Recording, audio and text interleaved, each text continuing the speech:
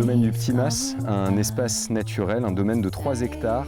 Notre intention, à travers cet événement, est de parler de l'influence de l'art sur la perception de notre environnement et vice-versa. Ce qui nous intéresse sur l'événement Regard, c'est de créer une déambulation, un sentier artistique, pédagogique aussi, un lieu de rencontre pour que chacun en fait, puisse se réapproprier la notion de nature, qui est le thème de l'événement Regard de cette année, et de faire participer pour cela en fait 4 artistes.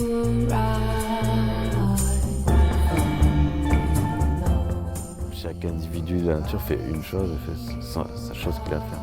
Donc on rentre on va essayer de chercher, je vais essayer de chercher une simplicité, donc d'arriver à trouver à la bonne note, au bon endroit, accompagner des autres et à respecter le silence entre les notes. Tout ça.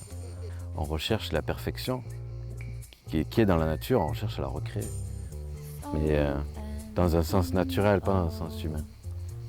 Dans un sens humain, ça peut être connoté. Mais moi, je le verrais un peu comme du fascisme ou quelque chose comme ça. Dans un sens humain ? Oui. La perfection, tout le monde pareil, c'est pas ça que je veux dire. Alors que, du coup, dans un cadre naturel, la perfection, elle est partout. Le macro, hein, quelque chose de très petit. Là, comme on a vu, tu regardes un papillon à la loupe ou au microscope ou une feuille, il y a des trucs quand même impressionnants. La nature, elle a une influence dans le sens, par exemple, moi j'ai pas de jardin, je voulais me créer un jardin imaginaire et c'est parti de là. Après, j'étais très heureuse d'exposer ici parce que dans toute cette verdure et essayer d'être en communion avec l'endroit.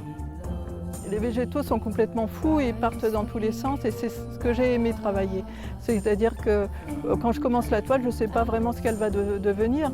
Elle est petit à petit, elle devient quelque chose. Ces plantes, elles existent quelque part. Mais simplement, je les ai mariées les unes avec les autres.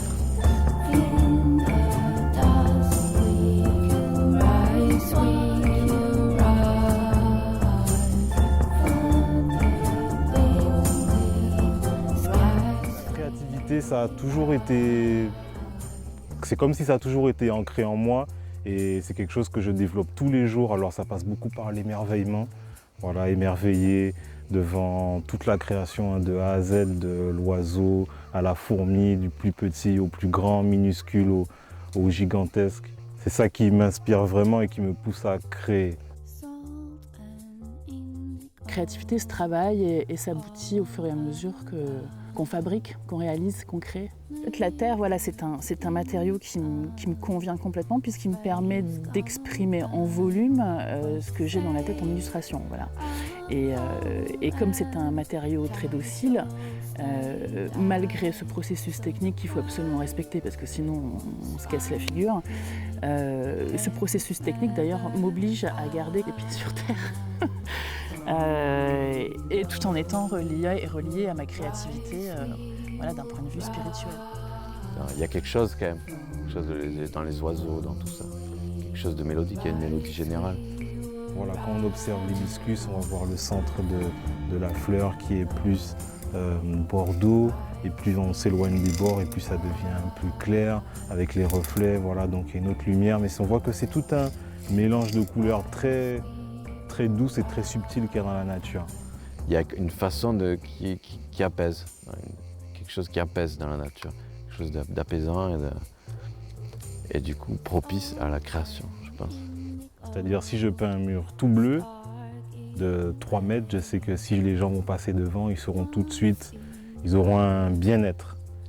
Voilà, et donc une fois que j'ai compris ça, je me suis dit que bon, voilà, il est temps de balancer de la couleur, et puis la couleur c'est la joie, donc voilà, balancer de la joie c'est de l'amour, donc voilà, hein, des irradiations de couleur et d'amour, donc c'est bien, moi j'aime bien. Et puis la plupart des gens ils aiment aussi, voilà, qui n'est pas émerveillé devant la couleur. Alors pour conclure, peut-être sur un mot, j'aimerais parler de Léonard de Vinci, qui nous rappelle que tout ce qui est intéressant se trouve dans la nature et regarder partout ailleurs nous fait perdre notre temps.